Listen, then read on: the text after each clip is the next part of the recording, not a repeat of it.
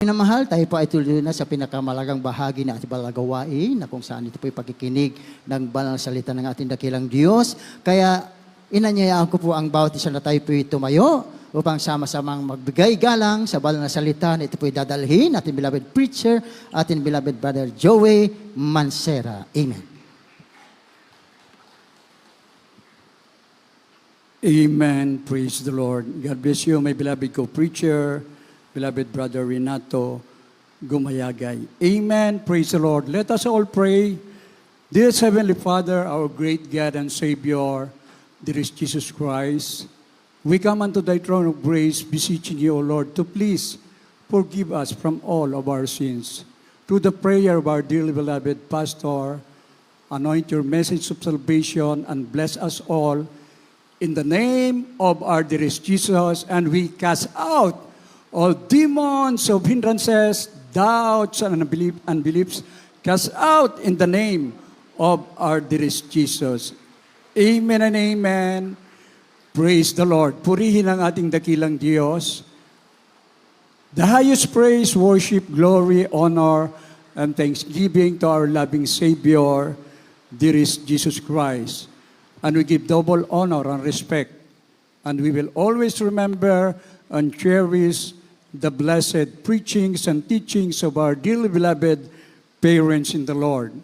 Greetings to all the beloved Almeida family. Amen. To our beloved preachers, beloved brethren, beloved visitors, welcome to the royal family of God. Amen. The end time prophet. From the book of Deuteronomy, chapter 18, verse 15 and 18. The book of Deuteronomy, chapter 18, verse 15. The Lord thy God will rise up unto thee a prophet from the midst of thee, of thy brethren, like unto me. Unto him ye shall hearken. Verse 18, I will raise them up a prophet from among their brethren, like unto thee, and will put my words in his mouth, and he shall speak unto them all that I shall command him.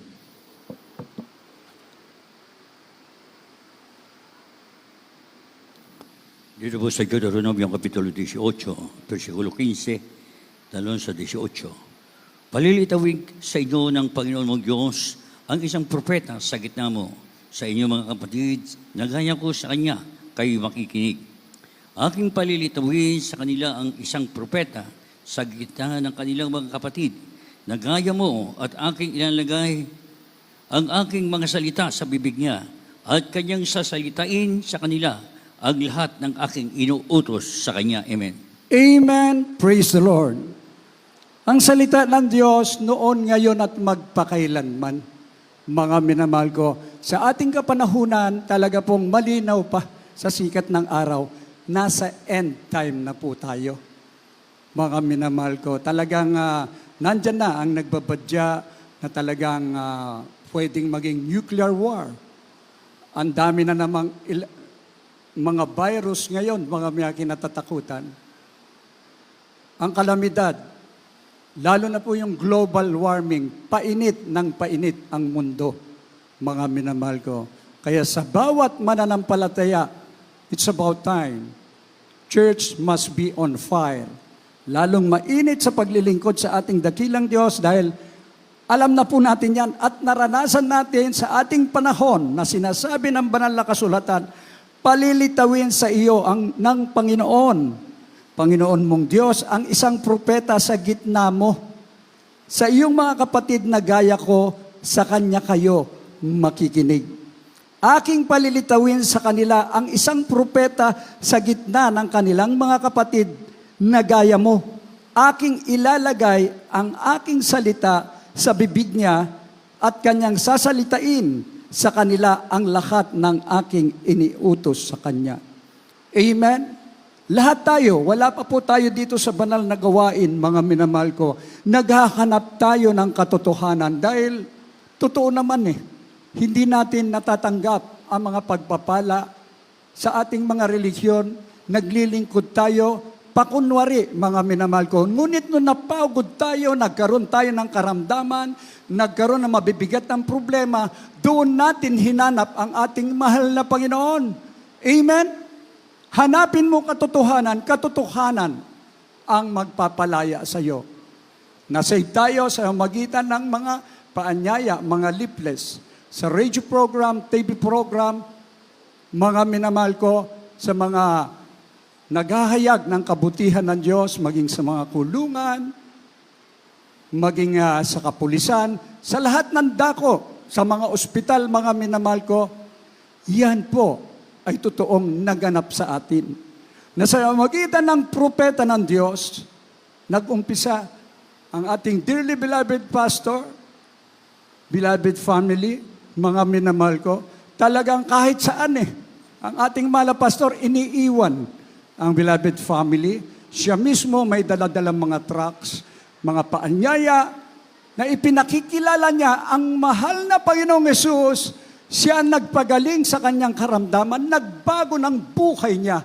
At ito ang kagalakan niya, ipamahagi ang kabutihan ng Diyos. Mga minamahal ko, habang lumalaon, tumatagal, mga minamahal ko, palawak ng palawak ang ating banal na gawain. At ang nagdeklara mismo, ang ating pinakamamahal na Panginoon Hesus sa mga tinawag, siya ang propeta ko. Makinig kayo sa Kanya, mga minamahal ko.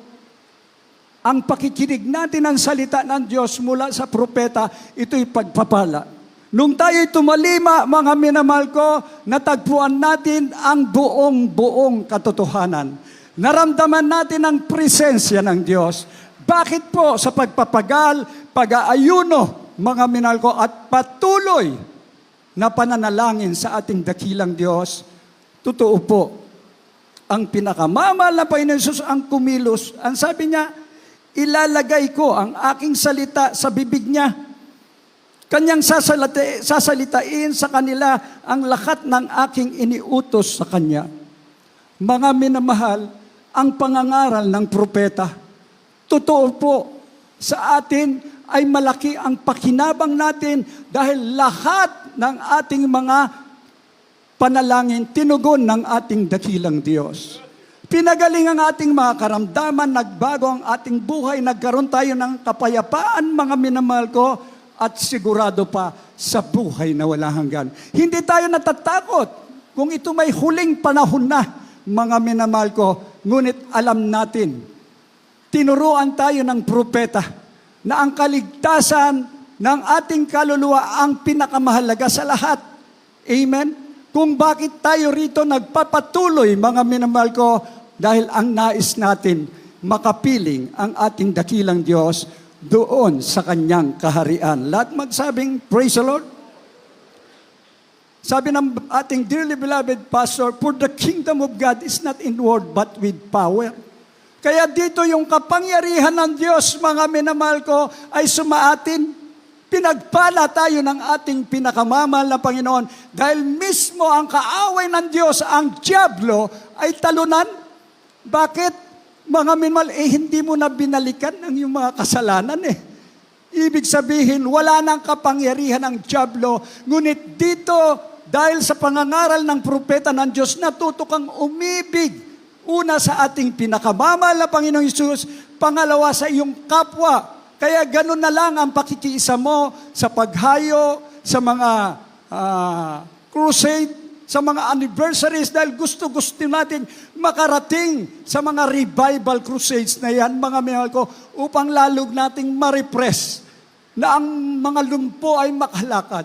Ang mga bulag makakita, ang mga ketong gumagaling, mismong mga baguhan, hihilera yan Tanungin mo kung anong naramdaman nila. Pinagaling ako ng ating pinakamamahal na Panginoong Hesus. Kaya napakapalad po natin, mga minamahal ko, na talagang, ang sabi ng banal na kasulatan, pag ikaw ay hindi naniwala sa propeta, mapapahamak ka, mga minamahal ko. Ngunit sa labanang espiritual na ito, during the time of King Jehoshaphat, nagdeklara siya na ito ang pakikipagdigma natin spiritual. Ganon din sa atin, mga minamahal ko, ang nagaganap na mga digmaan, this is the reality to kill and to destroy. Yan ang katotohanan. Ngunit ang layunin na ipinagpapatuloy na misyon na ito ng ating dearly beloved parents in the Lord upang marami ang maligtas, magmana pa ng buhay na walang hanggan. Laban ng spiritual to eh.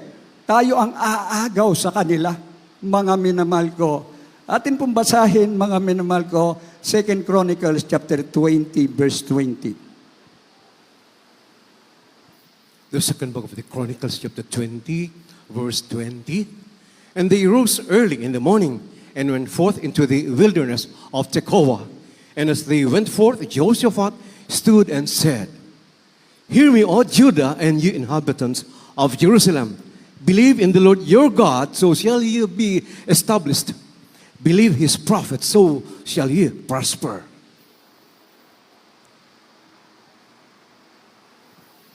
Dito po sa ikalawang mga taga-kronika, Kapitulo 20, ang talatay 20. At sila'y nagsibangong maaga sa kinaumagahan, at nagsilabas sa ilang ng Tekoa, at habang sila'y nagsisilabas, si Josaphat ay tumayo at nagsabi, Dinggin ninyo ako, O Huda, at ninyong mga taga-Jerusalem. Sumampalataya kayo sa Panginoon ninyong Diyos, sa gayoy matatatag kayo. Sumampalataya kayo sa kanyang mga propeta, sa gayoy giginhawa kayo. Amen. Amen. On that time, nasa gyera po sila labanan. Ang daming mga bansa na talagang nais wasakin, mga minamahal ko, ang Juda. Kaya nga, maging ang Jerusalem nung panahon na yan. Ngunit anong ginawa ng hari? Pag inutos ng hari, hindi pwedeng baliin eh. Kailangang sumunod ka. Sana ganito sa atin, ano? Pag idiniklara ng namumuno, ito ang gagawin nyo, hindi laban ng spiritual, ay hindi laban ng karnal, mga minamahal ko, ito'y laban ng spiritual. Nung panahon na yan, hindi pinaghanda yung mga armas, hindi pinaghanda na kayo makikipaglaban upang magtagumpay. Ang diniklara ng hari, tayo'y magpupuri sa ating mahal na Panginoon, mag-aayunod tayo, mananalangin sa ating dakilang Diyos. Ang sabi po ng banal na kasulatan, mga minamahal ko, sumampalataya kayo sa Panginoon ninyong Diyos. Gayo'y matatatag kayo. Sumampalataya kayo sa kanyang mga propeta, sa gayo'y giginhawa kayo. Ito ang nais ng ating pinakamamahal na Panginoon Jesus. Ganon din sa panahon natin ngayon, mga minamahal ko. Believe in the Lord your God. You will be established. Magiging matatag ka eh. Anong alalahanin mo sa nuclear weapon?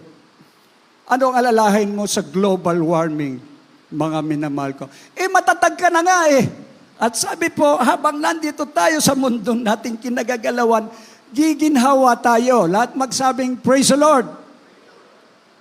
Gayon po, kaya tayo nagpapatuloy. Yung kaginhawaan na ating natatanggap, mga mahal, ginagamit natin ang ating kalakas na ito, ginagamit lahat natin ang lahat ng mga financial, ginagamit natin ang bawat isa upang magpatotoo at maghayag na kabutihan ng Diyos. Yan po ang patuloy nating gagawin sa huling panahon. Mga minamahal, malapit na ang kaarawan ng ating dearly beloved pastor. Amen? Praise the Lord. The end-time prophet of God. Ikaw mismo at ako, isipin mo kung ilang taong ka na naglilingkod sa ating mahal na Panginoon. Habang tumatagal, lalong tumitindi ang pagpapala mula sa ating pinakamamahal na Panginoon. Tumaas ang iyong pananampalataya, mga minamahal ko, at patuloy na naglilingkod. Sabi nga, till death, to live is Christ, and to die is gain. Yan po ang buhay natin, mga minamahal ko. Ngunit salamat sa ating pinakamamahal na Panginoong Hesus.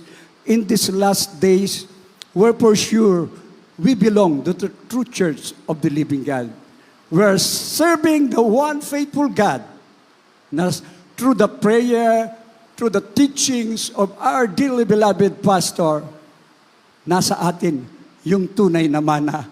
Ipagpapatuloy natin ito upang gamitin tayo sa kaligtasan ng marami pang kaluluwa. Huwag kang papayag na ikaw lang ang maligtas.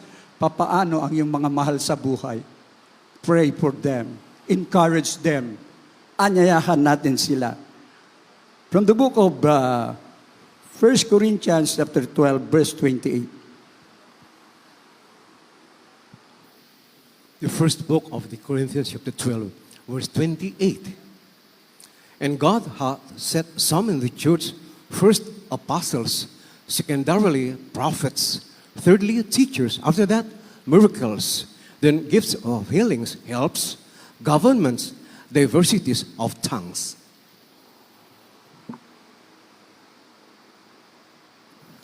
Una mga taga-Korinto Kapitulo 12, versikulo 28. Ang Diyos ay naglagay ng ilan sa iglesia. Unang-unang mga apostol, ikalawa mga propeta, ikatlo mga guro, saka mga himala, saka mga kaloob ng pagpapagaling, mga pagtulong, mga pamamahala, at sa iba't ibang mga wika. Amen?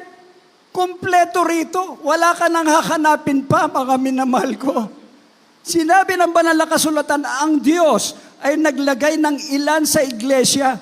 Una-una ay mga apostol. Ikalawa ay mga propeta. Ikatlo ay mga guro at saka mga himala. Saka mga kaloob ng pagpapagaling, mga pagtulong, mga pamahala at iba't ibang mga wika. Napakalaki ng ating banal na iglesia, hindi lang dito, sa iba't ibang panig ng mundo ay maraming outstations. Amen? Mga minamahal ko, sa mundo nating kinagagalawan, mga minamahal ko, ang pinag-uusapan, ay hindi, maraming base militar doon, nandun lahat, naka-imbak ang nuclear weapon. Yan po, mga minamahal, ang totoong nagaganap. Pero sa atin, bawat panig ng mundo, mga minamahal ko, halos nandoon ang ating minamahal na mga kapatiran. Kumustahin mo sila. Kumusta na po doon sa inyo? Nako, ang dami.